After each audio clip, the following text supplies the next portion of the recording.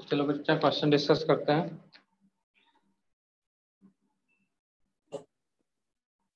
तो सबसे पहले प्लस आ प्लस एम का ऑर्डर पता है, माइनस आ माइनस एम का ऑर्डर क्लियर है बच्चा लोग? क्या है प्लस आर का ऑर्डर या प्लस एम ऑर्डर?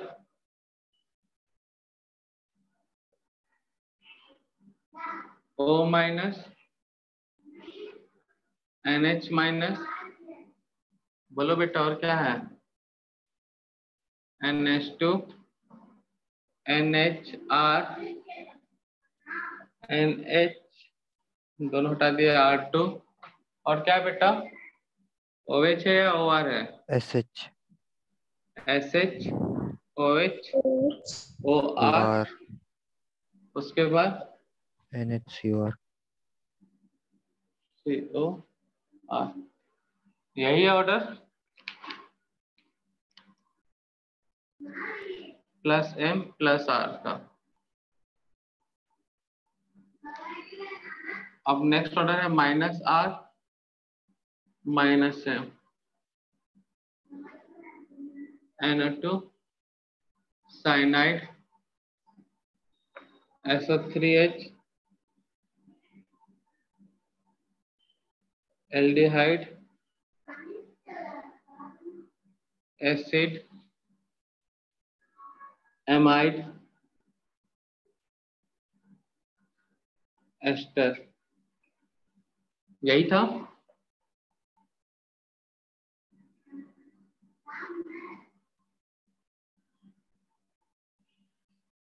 तो प्लस है माइनस आर, ठीक है ना? तो अब नोट करके, और अगर कोई बेंजीन रिंग है या एरोमेटिक कंपाउंड है लाइक बेंजीन, ठीक है, तो इसमें कोई ग्रुप है, देखो यहाँ पे बॉन्ड रोटेट होते रहता है, ठीक है ना बेटा? कॉन्जुगेशन में है तो इसलिए बेंजीन की जगह पे हम लोग बीच में क्या कर लेते हैं, ऐसे सर्कल, क्योंकि या फिर पूरा डॉटेड सर्कल या कंप्लीट सर्कल। तो याद रखना यहाँ पे अगर कोई ग्रुप है, इनमें कोई ग्रुप प्रेजेंट होता है, बेंजीन रिंग में कोई ग्रुप प्रेजेंट होता है, if electron donating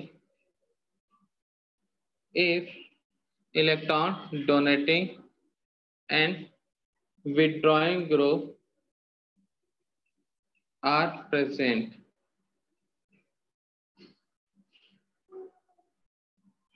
electron donating और withdrawing group are present.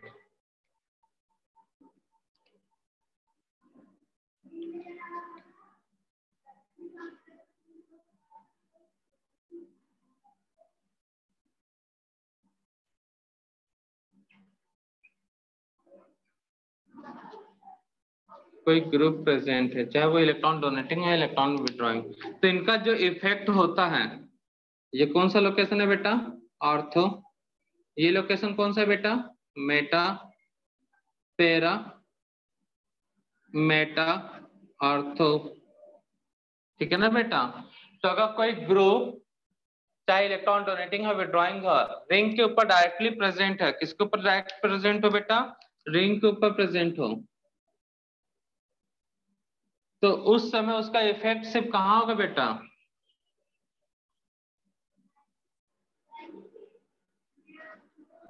Effect of group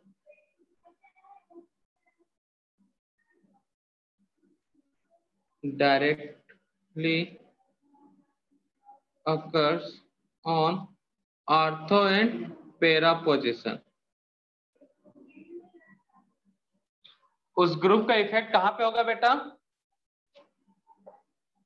ortho पर, पेरा पे, अगेन आर्थो पर, मेटा पे उसका कोई इफेक्ट नहीं होता। याद रखोगे बेटा, अगर रिंग में कोई ग्रुप प्रेजेंट है, चाहे इलेक्ट्रॉन डोनेटिंग है इलेक्ट्रॉन विड्रॉइंग, मतलब प्लस आर या फिर माइनस आर, प्लस एम या माइनस एम ग्रुप हो, तो उसका इफेक्ट कहां पड़ेगा डायरेक्टली?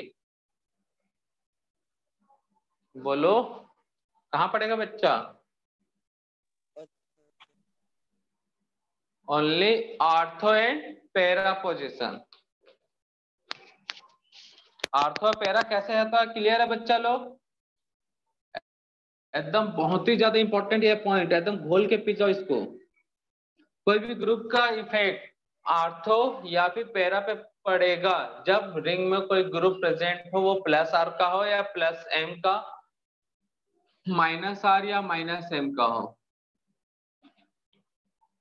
क्लियर है बच्चा लोग? भूल तो नहीं जाओगे ना? आर्थो मेटा पैरा क्लियर है ना पोजीशन?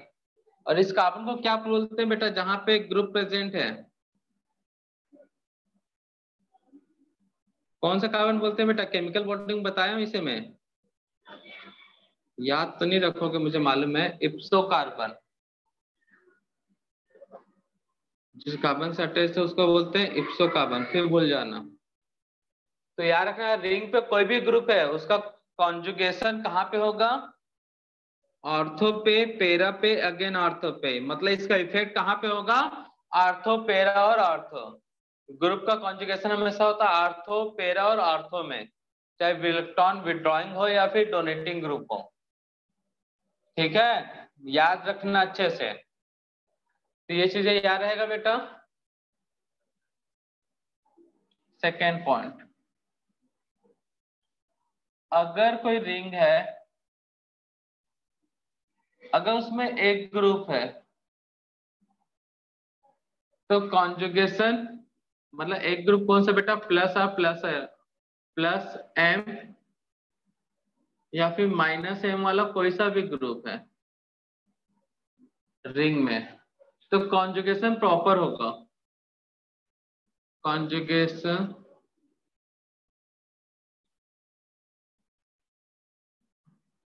इज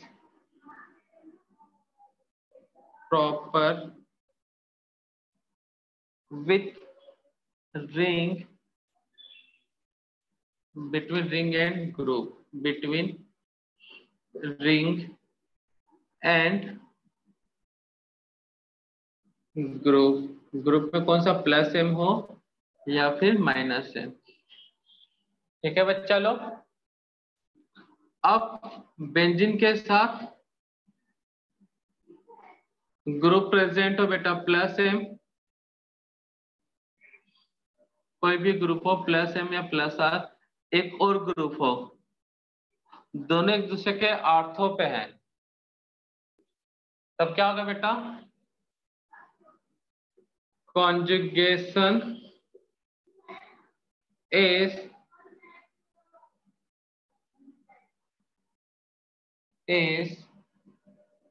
या conjugation, expanse of conjugation is decreases कर लो, डिक्रीजेस बाय सम अमाउंट। कहने का मतलब उतना अच्छे प्रॉपर वे में कॉन्जुगेशन नहीं होगा। ठीक है ना? कब नहीं होगा बेटा? If groups are present ortho location, if two groups are present ortho to each other। ठीक है, अब एक साथ तीन ग्रुप प्रेजेंट हैं, एक साथ क्या है बेटा? तीन ग्रुप प्रेजेंट हैं। तो इस समय conjugation of group, conjugation of group with ring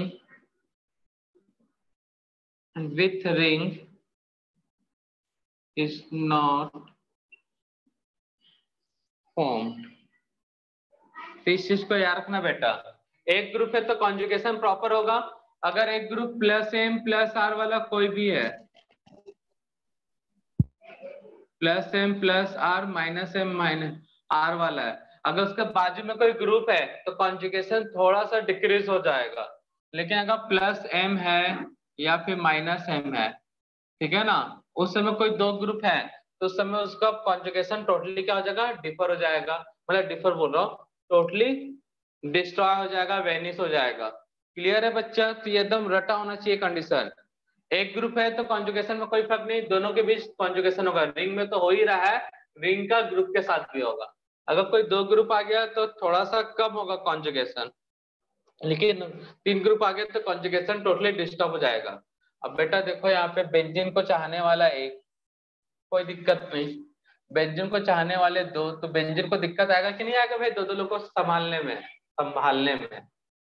अब तीन लोग हो गए तो बेटा एकदम तीनों एक दूसरे में लड़ने लग जाएंगे। बेंजीन बोलेगा कि निकल ले भाई, इन तीनों के चक्कर में रहने से अच्छा। कॉमन सेंस वाली बात है कि नहीं बेटा? हेलो, आवाज आ रही है बच्चा लोग? Yes sir. Yes sir. Benzene benzene अकेला, बेंजीन का एक, वो भी अकेला, तो कोई दिक्कत नहीं। यहाँ पे बेंजीन को चाहने वाले दो, बोलते हम भी कॉन्जुगेशन करेंगे, वो बोलता हम भी कॉन्जुगेशन करेंगे, मतलब दोनों बेंजीन को पसंद करना चाहते हो, तो दिक्कत तो होगा ना बेटा। अब तीन तीन लोग आ गए तो बेंजीन चुपचाप बोलेगा भाई तुम लोग जाओ, जो करना है करो, मैं तो निकलता हूँ, नहीं तो मेरा कल्याण हो जाएगा। तो बस अगर एक साथ तीन ग्रुप हो गए तो कॉन्जुगेशन नहीं होता, याद रखना, ठीक है ना बेटा? तो जल्दी से फटाक से ये नोट कर लो दैट। अच्छा, इसी को बोला जाता है स्टेरिक इनहिबिशन इफेक्ट, थर्ड वाले केस में।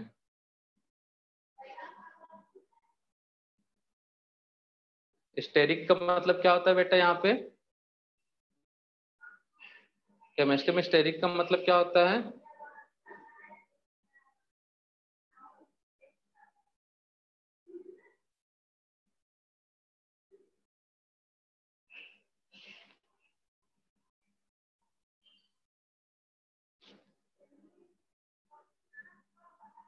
क्या होता है बेटा केमिस्ट्री में स्टेरिक का मतलब?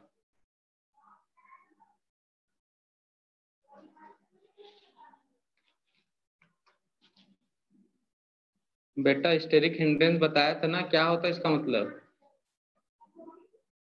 कैसे यार भूल जाते हो सब?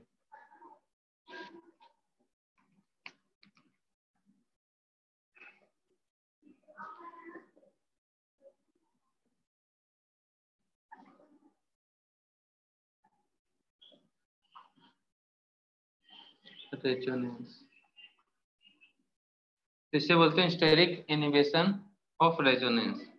मतलब भीड़ के कारण रेजोनेंस नहीं हो रहा है, इनहिबिट हो रहा है, मतलब क्या हो रहा है बेटा?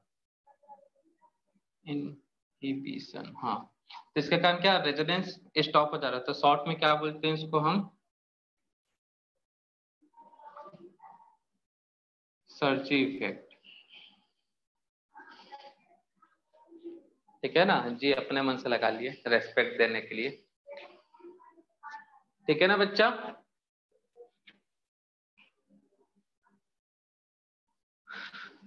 तो एक साथ तीन ग्रुप हैं, सभी एक दूसरे के ऑर्थो पे हैं, तो रेजोनेंस डिस्टर्ब होगा, और रेजोनेंस डिस्टर्ब होगा तो क्या होगा बेटा?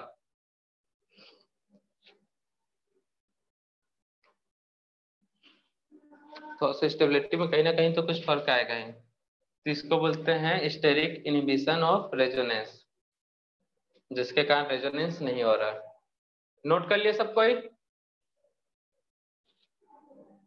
हाँ या ना, कुछ तो बोलो। सो जाते हो क्या आजकल? पढ़ाई वढ़ाई नहीं हो रहा है? बस एक दो बच्चे जगे हैं, बाकी लोग सब सो रहे हैं क्या बेटा?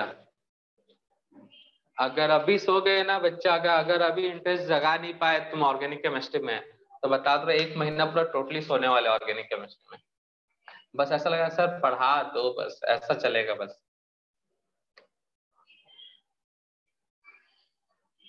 और इंटरेस्ट कैसा लाए बेटा, बता तो बहुत अच्छे तरीके से रहे, लेकिन तुम सुनना ही नहीं चाहोगे तो बेटा तुम खुद से चाह लोगे कि मुझे समझना ही नहीं ऑर्गेनिक केमिस्ट्री, या मान के बैठ लोगे मुझे तो ऑर्गेनिक केमिस्ट्री बनता ही नहीं है, जम ही नहीं रहा है हमसे ऑर्गेनिक केमिस्ट्री, तो भैया ब्रह्मा जी भी आके पढ़ा के चल जाए ना तो कुछ नहीं होने वाला। इंटरेस्ट तुमको खुद जगाना पड़ेगा। बस क्या है बेटा, हर किसी स्टोरी, मतलब जैसे ये कॉन्सेप्ट है, ये कॉन्सेप्ट है, इसके पीछे कुछ स्टोरी बना लो अपने मन से, उन स्टोरी को याद रखो तो अपने आप याद हो जाएगा बेटा। देखो जैसे इसी में बताया था, बेंजीन एक, ये भी एक, दोनों में अच्छा खासा रिलेशनशिप है, एक दूसरे के साथ कोऑपरेट करेंगे कॉन्जुगेशन। 2 लोग आ गए तो बेंजीन को थोड़ा सा दिक्कत हो जाएगा, तो कॉपरेशन कम हो जाएगा। 3 लोग आ गए बेटा तो क्या होगा, बेंजीन बोलेगा निकल ले भाई, 3 के चक्कर में रहेंगे तो पिट जाएंगे। इस तरह से छोटा मोटा स्टोरी बना लोगे तो जिंदगी भर याद रहेगा, लेकिन ये लिखा वाला तो याद नहीं रहेगा बेटा। तो स्टोरी तुमको बनाना, उन स्टोरी को याद रखना है बेटा। कुछ हम बनाए, कुछ तुम बना लो खुद से। क्लियर है बच्चा लोग कि नहीं क्लियर है? क्लियर है सर। ऐसा इसलिए होता है बेटा क्योंकि ये जब तीनों एक साथ होंगे ना तो बेंजीन के रिंग ये एक दूसरे को ना प्लेनर स्ट्रक्चर से चेंज कर देते हैं।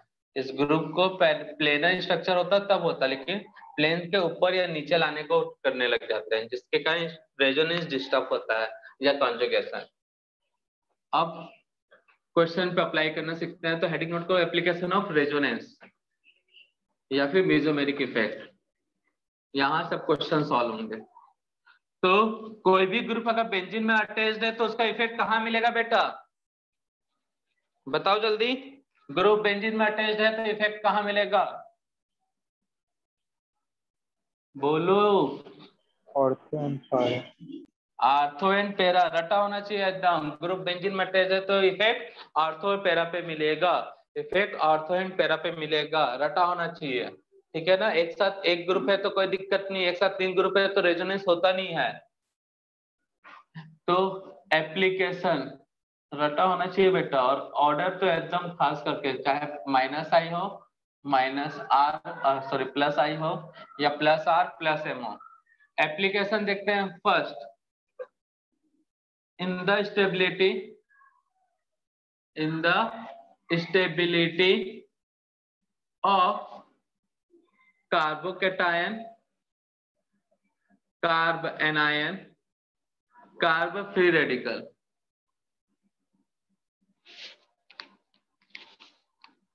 is directly proportional to amount of conjugation, चलो रेडिकल देखते हैं, amount of conjugation and directly proportional to plus r और inversely proportional to minus m minus r। ठीक है बच्चा लोग। वैसे कार्बन आयन के लिए सेकंड तब क्या होगा बेटा, in the stability of carb anion, तो ये भी direct proportional to amount of conjugation. जितना ज्यादा अमाउंट ऑफ कॉन्जुगेशन मतलब समझ रहे हो बच्चा मैं क्या कहने वाला हूँ, अमाउंट ऑफ कॉन्जुगेशन का मतलब समझ रहे हो बेटा। अगर कॉन्जुगेशन में कार्बन 3 है और कॉन्जुगेशन में 5 है तो कॉन्जुगेशन किसमें ज्यादा होगा बेटा, कॉन्जुगेशन में कार्बन 3 है और एक में 5 है तो किसका कॉन्जुगेशन ज्यादा है, बोलो। अमाउंट ऑफ कॉन्जुगेशन टर्म से समझ क्या रहे हो बच्चा लोग, अमाउंट ऑफ कॉन्जुगेशन टर्म का कहने का मतलब है number of carbon is high, ठीक है ना, इन कॉन्जुगेटेड सिस्टम। तो जिस कॉन्जुगेटेड सिस्टम में नंबर ऑफ कार्बन या नंबर ऑफ एटम जो कि प्लेनर है, जितने ज्यादा नंबर ऑफ एटम होंगे और कार्बन होंगे कॉन्जुगेटेड सिस्टम में तो उसमें कॉन्जुगेशन उतना ही ज्यादा है। तो यार इतना फर्स्ट वाला दोनों डायरेक्टली प्रोपोर्शनल, बाकी प्लस एम से हमको मालूम है ना कार्बोकेटायन गरीब है, प्लस को प्लस वाला स्टेबलाइज करता है, माइनस को माइनस वाला। कॉन्सेप्ट दिया था ना बेटा, ये दे चुके हैं कि नहीं। कार्बोकेटायन पॉजिटिव चार्ज है तो उसकी स्टेबल कौन करेगा, प्लस प्लस इफेक्ट, और कार्बन है नेगेटिव चार्ज है तो स्टेबल कौन सा करेगा, माइनस को माइनस वाला, प्लस को प्लस वाला। तो इलेक्ट्रॉन डोनेटिंग ग्रुप मतलब प्लस आर, और इलेक्ट्रॉन विड्रॉइंग ग्रुप मतलब माइनस आर। तो ये बहुत पहले बता दिया गया है बेटा ताकि क्वेश्चन इजिली सॉल्व हो जाए।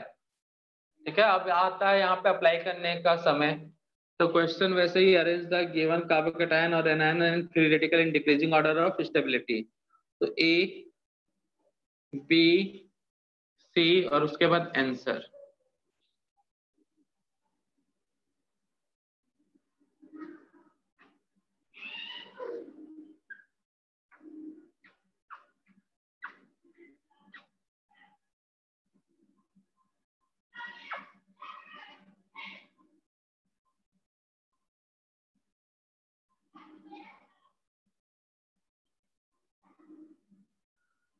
बताओ इन तीनों में सबसे ज्यादा स्टेबल कौन सा होगा?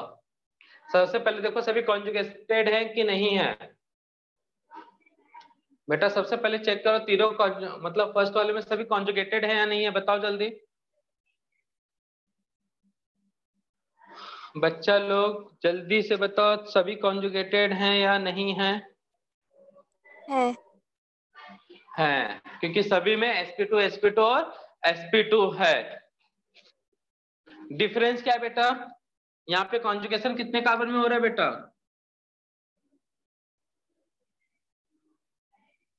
कितने कार्बन में कॉन्जुगेशन हो रहा है?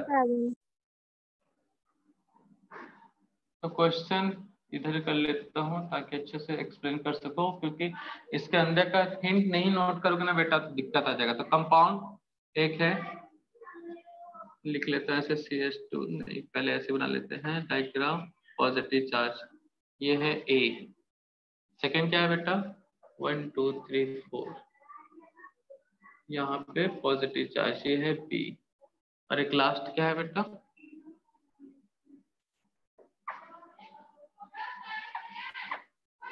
OH, ये है कंपाउंड C। इसको A का स्ट्रक्चर कैसा है बेटा? कितने carbon? 3 carbon, CH2 double bond CH CH2 positive charge. B में क्या है बेटा? CH2 double bond CH CH double bond CH CH2 positive charge. Option C में क्या है बेटा? CH2 OH CH double bond CH double bond CH2 positive charge. ठीक है ना? तो यहाँ पे कॉन्जुगेशन में कितने कार्बन है बेटा? ये सिस्टम में फर्स्ट वाले में कितने कार्बन है बेटा कॉन्जुगेशन में? 3 कार्बन। 3 कार्बन। तो सबसे पहले वो देखा करो number of carbon, number of carbon in conjugation, number of carbon और एटम्स भी, ठीक है ना बेटा, इन कॉन्जुगेशन। कॉन्ज कर लेते हैं कितने बेटा? 3।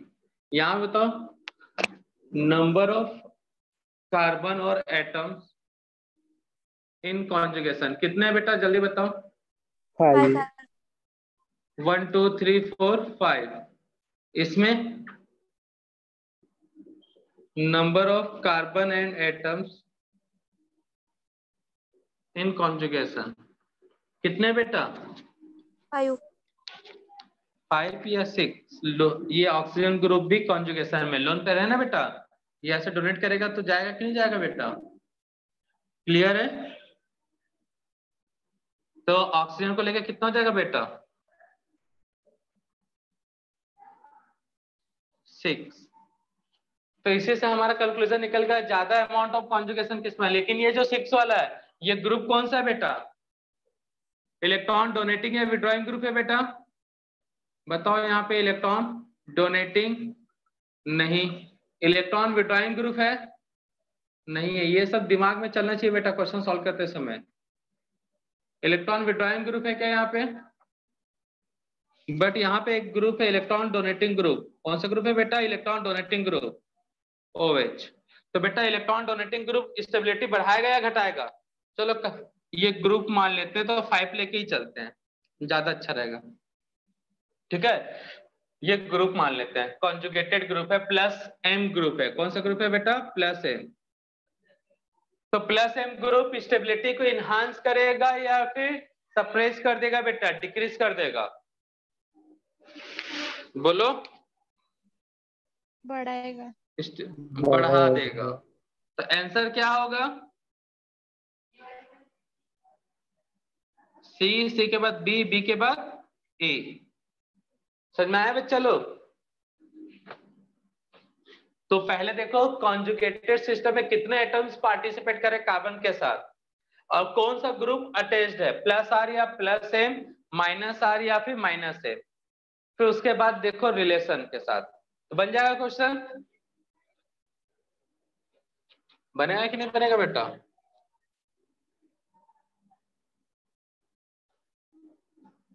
हेलो बबुआ लोग, बनेगा कि नहीं बनेगा जी?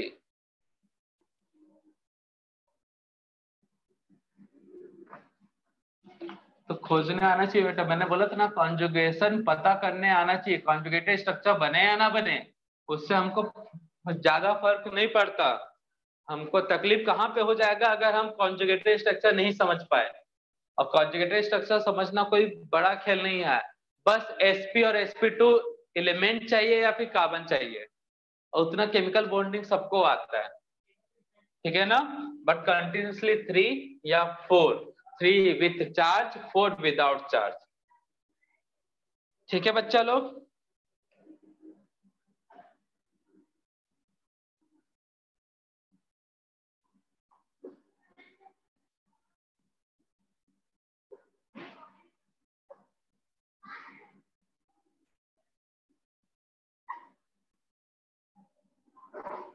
ये ए, ये बी,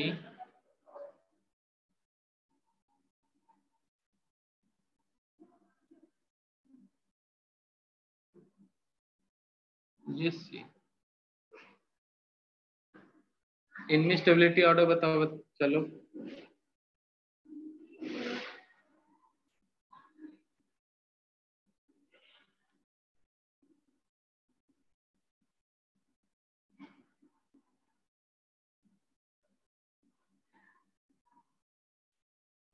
तो सब में पहले चीज क्या डिस्कस करना है बेटा?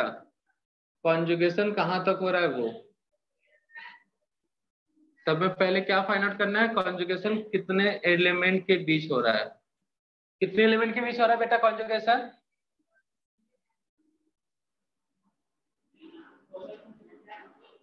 Three. Number of carbon and atoms in conjugated in conjugation। बेटा ऐसे ये CHO भी conjugation में है, ठीक है ना। CHO भी किस में है? conjugation है, बट उसको मैं एक ग्रुप की तरह ट्रीट कर रहा हूँ ताकि कंफ्यूजन को क्लियर करने में ज्यादा हेल्प हो। ठीक है, तो कितने एलिमेंट के बीच conjugation हो रहा है यहाँ पे? 3। यहाँ पे कितने बेटा? Number of carbon and atoms in conjugated system CS कितने बेटा? 3। यहाँ पे कितने बेटा? Number of carbon and atom in conjugated system CS कितने बेटा? बताओ जल्दी। 1 2 3 4 5 कितने हैं बच्चा लोग? कितने हैं? 5। ये ग्रुप कौन सा है? -R -R -R। ग्रुप कौन सा है बेटा? -R। ग्रुप कौन सा है बेटा? -R। ग्रुप कौन सा है बेटा? -R। तो कौन ज्यादा स्टेबल होगा? कार्बन आयन है नेगेटिव चार्ज, तो और साथ में कॉन्जुगेशन ज्यादा, तो सबसे ज्यादा स्टेबल कौन सा ABC में? स्टेबिलिटी ऑर्डर C सबसे ज्यादा स्टेबल है। अब A और B में कैसे डिसाइड करोगे? कॉन्जुगेशन से, -R ग्रुप से। यहाँ पे देखो नेचर, कार्बन आयन कैसा है बेटा? प्राइमरी, सेकेंडरी या टर्सरी? कार्बन आयन कैसा है? प्राइमरी है, सेकेंडरी है या टर्सरी है?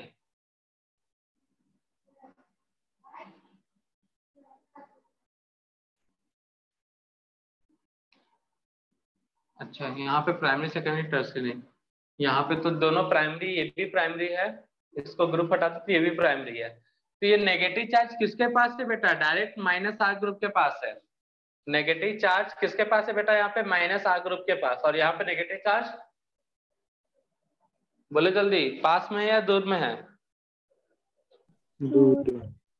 दूर में। तो नेगेटिव चार्ज पास में होगा तो ज्यादा उसको स्टेबलाइज करेगा -R ग्रुप, या फिर दूर में रहेगा तब?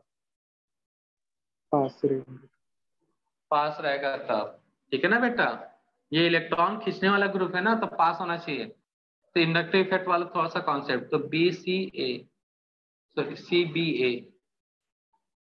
तो इस तरह से कंक्लूजन। तो क्वेश्चन को देख के आपको पहले रेजोनेंस देखना है, उसका ग्रुप देखना है, उसके बाद नहीं समझ में आ रहा है तो आई इफेक्ट, कौन सा इफेक्ट देखना है बेटा?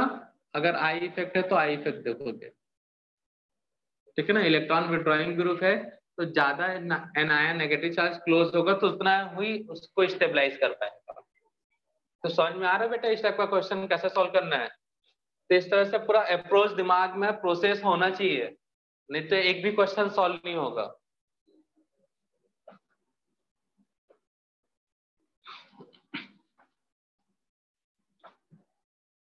और हर क्वेश्चन के पीछे खुद से स्टोरी लिख लोगे तो ज्यादा अच्छा। मैंने ऐसा किया, सर ने ऐसा बताया था, मैंने ऐसा सोचा और ये क्वेश्चन हो गया सॉल्व।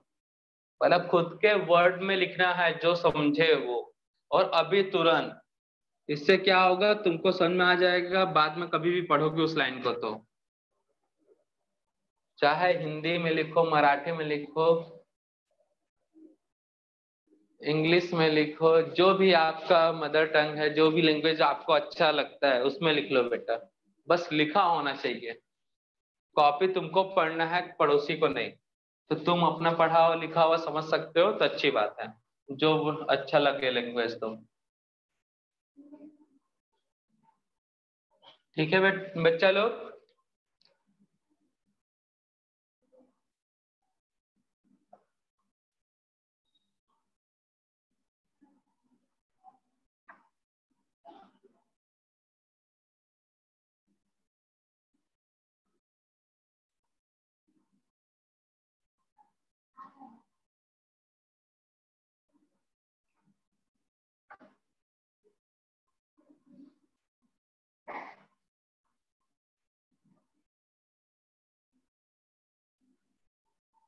सब में कॉन्जुगेशन एक जैसा हो रहा है बेटा। यहाँ पे ग्रुप कहाँ है? NO2। कौन सा ग्रुप है? NO2 ऑर्थो पे, ठीक है। यहाँ पे NO2 है और यहाँ पे NO2। तो मुझे ये बताओ यहाँ पे तीनों ग्रुप कैसे बेटा? कॉन्जुगेशन सब में सेम है, ठीक है। कॉन्जुगेशन सब में एक जैसा है बेटा। तीनों में कोई कॉन्जुगेशन में कोई डिफरेंस मिलेगा क्या? बताओ मुझे। तीनों में अलग क्या है, तीनों में डिफरेंस क्या है, मतलब अलग क्या है, डिफरेंस क्या, वो पूछ रहे हैं। क्या अलग है बेटा तीनों में? और सिमिलैरिटीज क्या है तीनों के बीच?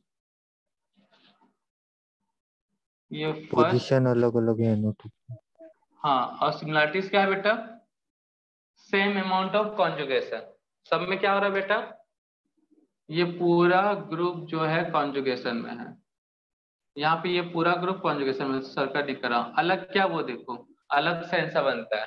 कौन सा ग्रुप लगा है? NO2। ग्रुप कौन सा बेटा पहले देखो? NO2। NO2 ग्रुप कौन सा है? -R या +R? बोलो जल्दी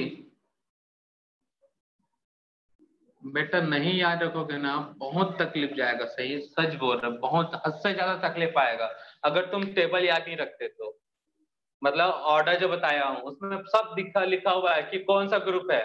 कोई अलग से बोल नहीं रहे हैं, कहीं से बिना पढ़ाए नहीं पूछा जा रहा है। तो इसलिए बोल रहा हूँ सामने होना चाहिए कॉपी।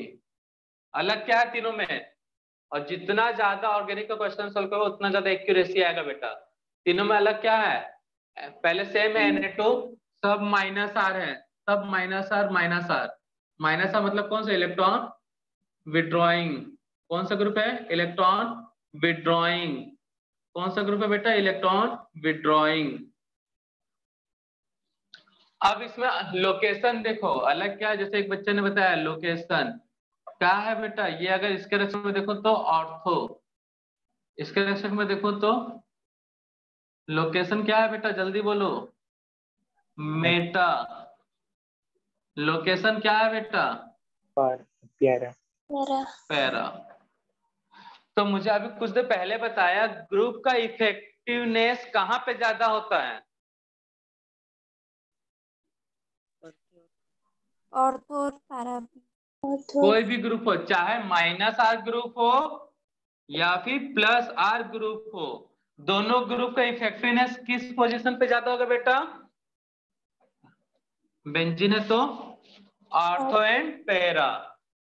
तो बेटा यहाँ पे पहला कंक्लूजन दिमाग में, अरे यार NO2 ग्रुप है तो उसका क्या करना पड़ेगा, पहले देख लेते हैं लोकेशन क्या है। तो NO2 ग्रुप मोर इफेक्टिव है, पहले ये समझना चाहिए, मोर effective at ortho and para location. अब मुझे बताओ ये ज्यादा इफेक्टिव हो जाएगा, इलेक्ट्रॉन विड्रॉइंग ग्रुप ज्यादा इफेक्टिव हो जाएगा तो क्या कार्बोकैटायन स्टेबल हो जाएगा? बोलो तो बताओ। कंक्लूजन में पहला कंक्लूजन ये मिला हमको, कंक्लूजन में पहला कंक्लूजन ये मिला बेटा कि NO2 कहां पे है? ऑर्थो एंड पैरा लोकेशन पे, तो मोर इफेक्टिव है। NO2 लिस्ट इफेक्टिव कहां पे है बेटा? दिमाग में सब प्रोसेस होना चाहिए, एट मेटा।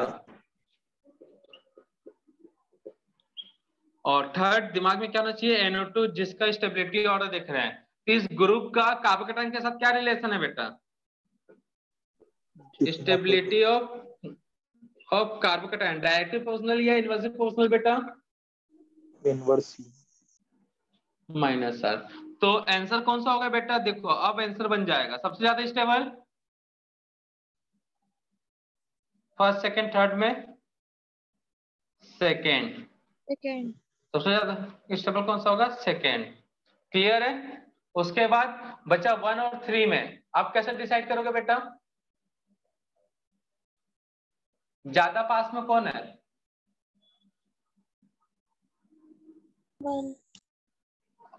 1 वाला, मतलब आर्थो वाला।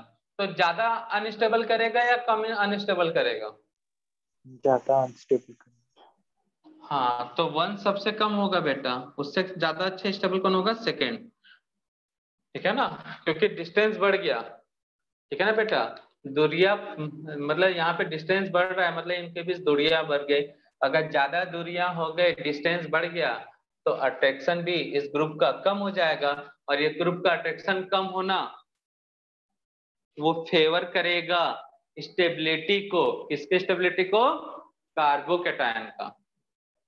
ठीक है ना बेटा, ज्यादा कम डिस्टेंस ज्यादा लगा, डिस्टेंस दूर हुआ तो जो अट्रैक्शन था वो धीरे धीरे कम हो जाएगा। और ये अट्रैक्शन कम होना ही कार्बोकैटायन के लिए ज्यादा फेवर है, फेवरेबल है। ठीक है ना? बात भेजे में गया कि भेजे के बाहर? हाँ, बात अलग है कि किसी का भेजा ही नहीं है। तो ठीक है कि नहीं बच्चा लोग? तो क्वेश्चन कैसे सॉल्व करना है, कंक्लूजन कुछ मिल रहा है कि नहीं, क्या क्या देखना है, तो ये सब प्रोसेस होना चाहिए माइंड में। ठीक है ना? अभी रिटर्न में करो तो ऐसे ही कंक्लूजन दिमाग में चलना चाहिए, अरे यार अलग ये है तो इसका जो अलग है उसका रिलेशन देखो उसके साथ क्या होगा, फिर क्या होगा, ऐसा करके नोट करो जल्दी से तीनों क्वेश्चन को, मतलब ये सब थर्ड वाले को भी, क्योंकि थर्ड को रब करके एक और बना दूंगा कार्बन आयन का। सर वो लास्ट में थर्ड, लास्ट वाले में थर्ड क्या बोल रहे हो? की जगह आपने सेकंड। सेकेंड बेटा बोल रहा हूं, देखो इसके बीच का डिस्टेंस कम है, इसके बीच का डिस्टेंस ज्यादा है। सर नहीं, वहाँ पे ऑर्डर सर में की बात कर आपने 3 अच्छा ऑर्डर नहीं लिखा हूँ, ऐसा करता हूँ। अच्छा सेकेंड ज्यादा है और यहाँ पे 3, ये बोल रहे हो? ठीक है। अब देखो यहाँ पे 2 रीजन है, एक तो डिस्टेंस भी है और थर्ड ये पॉजिटिव चार्ज कितने एटम के बीच कॉन्जुगेशन है? 1 2 3 4 5 और नाइट्रोजन, उसके बाद ऑक्सीजन भी है बेटा। ठीक है ना? तो चलो मैं यहीं तक काउंट कर रहा हूं, तो नाइट्रोजन 1 2 3 4 5 6, पॉजिटिव चार्ज कितने लोगों के बीच बढ़ रहा है बेटा? 6 लोगों के बीच। यहाँ पे 1 2 3 4, कितने लोगों के बीच बैठ रहा है बेटा? 4 तो बेटा जो पॉजिटिव चार्ज मान लो एक तरह का कर्जा हो गया, ठीक है ना, तो कर्जे को कितने लोग मिलके बांट रहे हैं बेटा? 6, और यहाँ पे 4। तो बेटा कहाँ पे कर्जे का इफेक्ट कम लगेगा? मतलब इलेक्ट्रॉन का डिफिशियंसी है, कमी है, इस कमी को 5 लोग 6 लोग अपने में डिवाइड कर लिए। बेटा ये जो कमी है, चलिए ये आधा पूरा कर रहा है, कुछ ये इसका जो कमी है वो उतना नहीं पता चलेगा जितना 4 लोगों में बढ़ रहा है ना बेटा? तो इस तरह से भी सोचा करो, ठीक है ना? एक्चुअल में जो अभी बताया वो ज्यादा करेक्ट है अप्रोच, जो अभी बताया हूँ वो अप्रोच ज्यादा करेक्ट है, ठीक है ना? डिस्टेंस वाला रिलेशन कब देखते हैं? इंडक्टिव इफेक्ट में देखते हैं। इसमें देखते हैं बेटा डिस्टेंस वाला इंडक्टिव इफेक्ट में, ठीक है? और जहां पे रेजोनेंस है, कॉन्जुगेशन है, वहां पे देखा करो चार्ज कैसे बढ़ रहा है, और सबसे पहले रेजोनेंस को प्रेफरेंस दिया जाता है। याद रखना, अभी इलेक्ट्रॉनिक इफेक्ट कौन कौन से हैं? इंडक्टिव इफेक्ट है, मेसोमेरिक, रेजोनेंस है और हाइपर कॉन्जुगेशन है। तो इनको सबसे पहले प्रेफरेंस एरोमेटिक को दिया जाता है, मेसोमेरिक, उसके बाद रेजोनेंस, उसके बाद हाइपर कॉन्जुगेशन, लास्ट में इंडक्टिव इफेक्ट।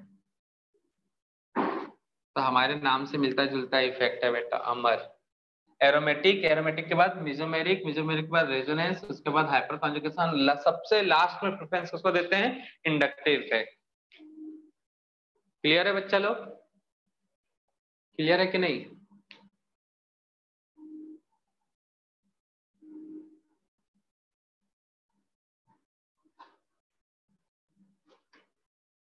तो स्टेबिलिटी वाला इस टाइप का क्वेश्चन सॉल्व कर लोगे बच्चा लोग?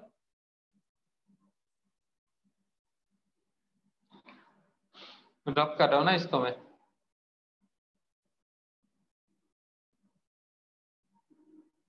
रब कर दूं? कर दिया, ठीक है। नेक्स्ट एप्लीकेशन है एसिडिक स्ट्रेंथ, या फिर हाँ चलो एसिडिक स्ट्रेंथ कर लेते हैं।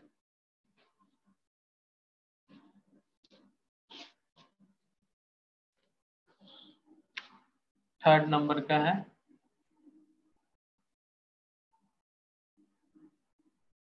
Acidic strength of phenol. Phenol का फॉर्मूला क्या है बेटा? Directly proportional to minus R, inversely proportional to plus R minus M plus M. Electron withdrawing group, electron donating group. समझ में आया बच्चा लोग कि नहीं आया?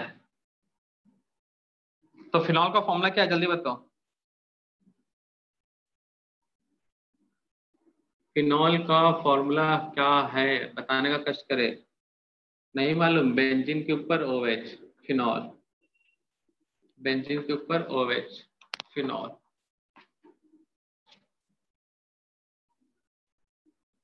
इसमें stability order A B C, ठीक है? Question first second.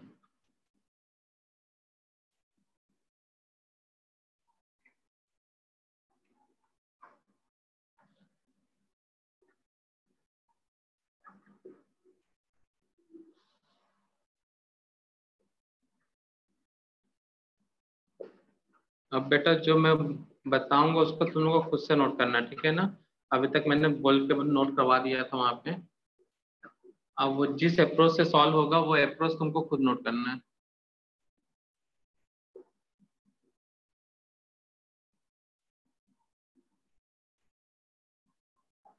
तो फिनॉल है सब कोई, और फिनॉल में कोई ग्रुप लग गया कहीं पे भी, ऑर्थो मेटा पैरा, अगर यहाँ से स्टार्ट हुआ है ना कनेक्शन तो समझ लेना कहीं पे भी है। कौन सा ग्रुप है? Plus are.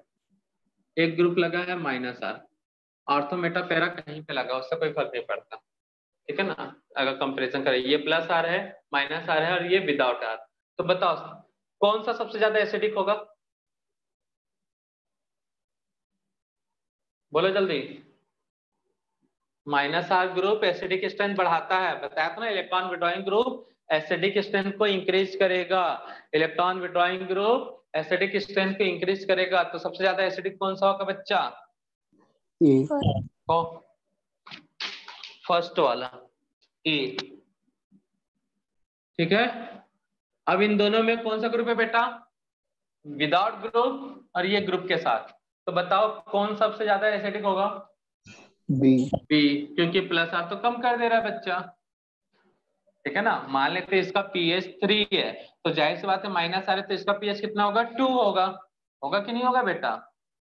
अब इसमें प्लस आर ग्रुप है तो एसिडिक स्ट्रेंथ को कम कर रहा है, तो pH 3 से ज्यादा होगा।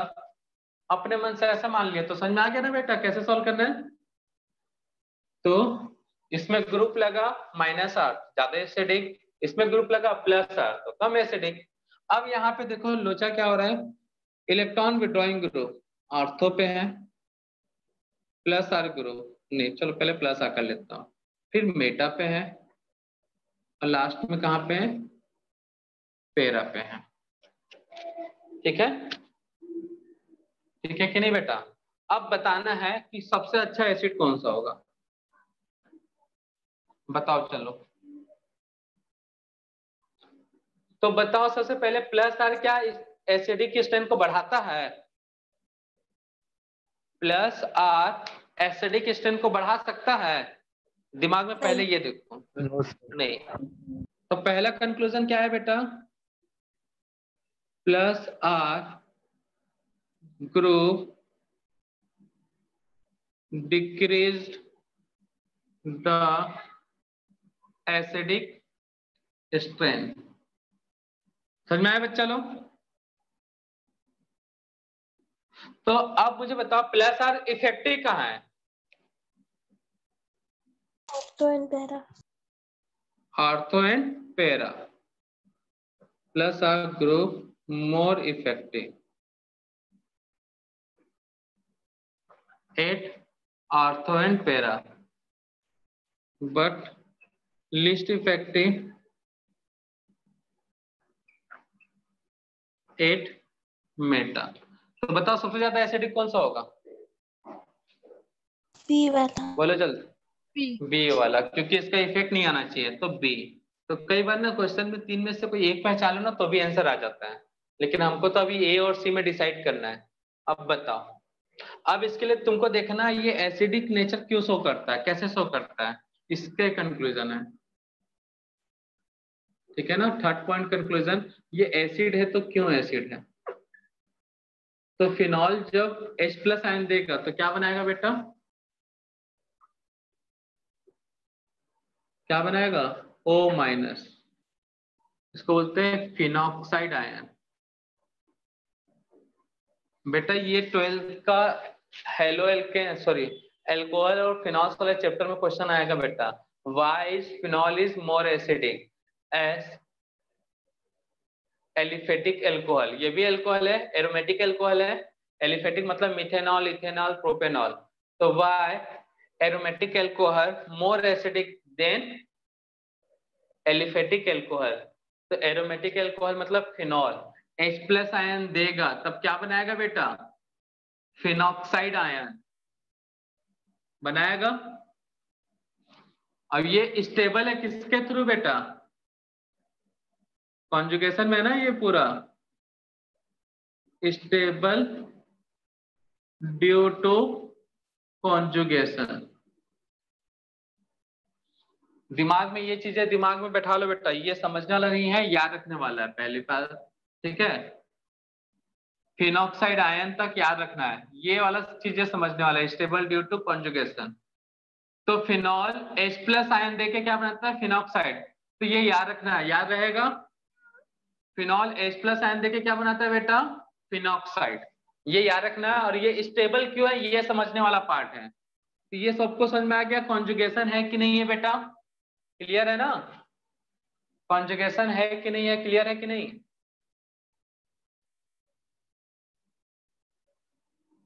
सभी कार्बन sp2 हैं बच्चा लोग, देख लो sp2 sp2 sp2 sp2 sp2 और sp2 है कि नहीं है बच्चा लोग। अब देखो यहाँ पे ये भी लोन पेयर वाला नेगेटिव चार्ज कॉन्जुगेशन में है, तो पूरा का पूरा कॉन्जुगेशन में, इसलिए स्टेबल है। अब इसमें कौन सा ग्रुप लगा है बेटा, कौन कौन सा ग्रुप लगा है देखो, एक लगा है ऑर्थो पे plus R, sorry minus R plus R लगा है, और एक बार लगा है कहाँ पे,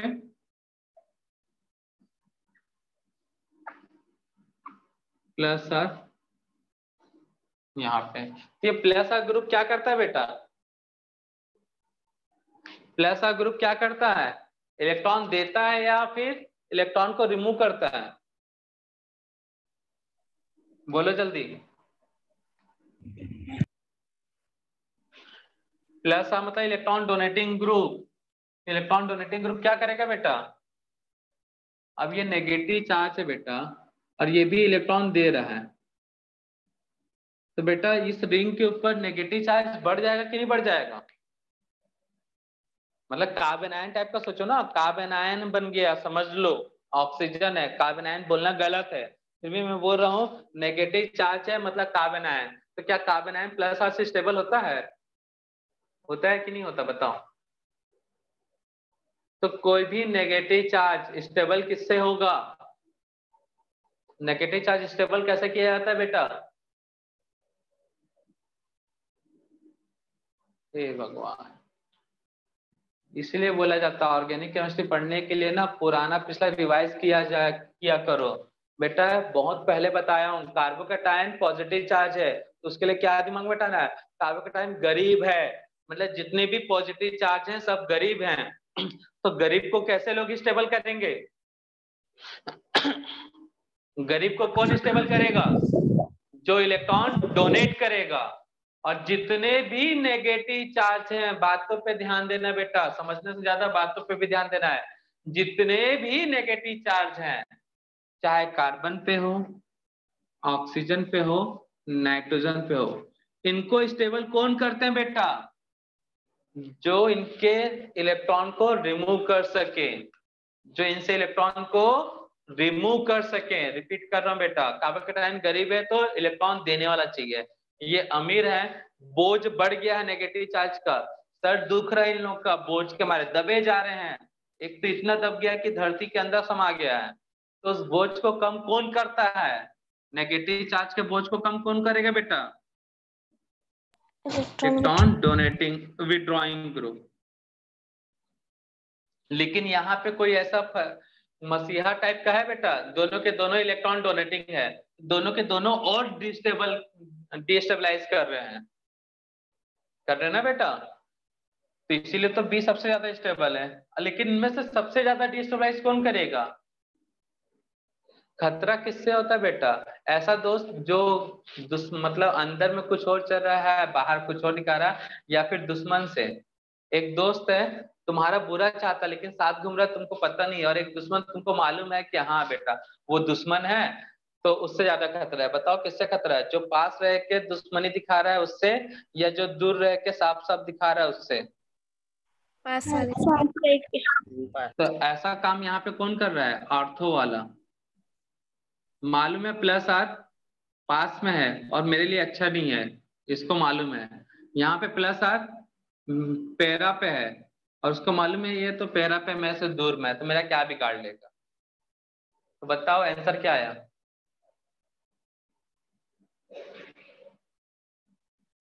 क्या है बेटा आंसर, सर पैरा वाला, इतना पैरा वाला ज्यादा स्टेबल होगा, मतलब सी, उसके बाद ए। तो बेटा ये सब दिमाग में प्रोसेस होना चाहिए।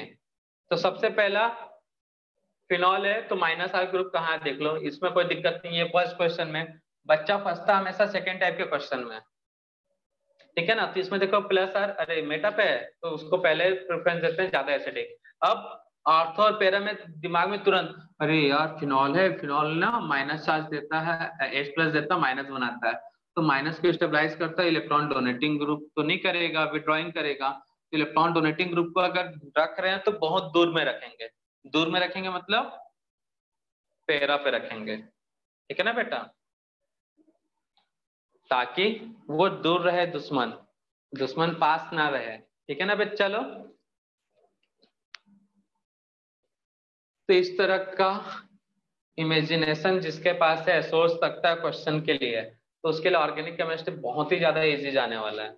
और जो लोग नहीं सोचेंगे तो बेटा उनका तो भगवान ही मालिक है ऑर्गेनिक केमिस्ट्री में। छाप लो, ठीक है। और बता दो ये अप्रोच जितना ज्यादा क्वेश्चन सॉल्व करोगे उतना ज्यादा आएगा। और इस टाइप के क्वेश्चन सॉल्व करना तो हिमांशु पांडे की बुक आती है, उसमें इस टाइप के क्वेश्चन भरमार है, एकदम बहुत पड़े हैं। बस आंसर की में थोड़ा सा मिस्टेक है।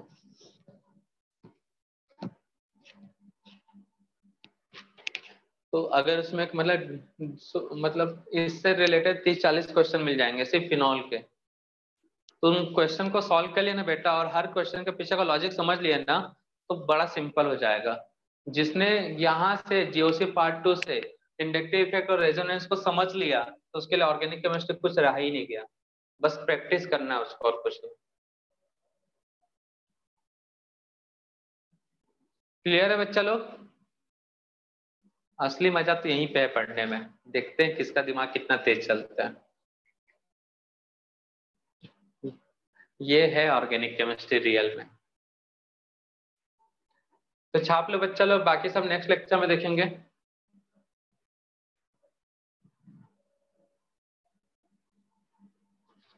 कर लिया नोट बच्चा लोग?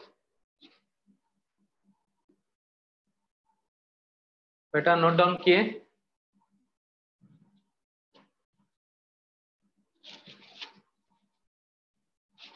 बेटा नोट डाउन किए? हेलो? Yes sir. ठीक है, बाय बच्चा लोग। Bye sir. Bye sir. Bye bye sir. Bye, sir. बेटा।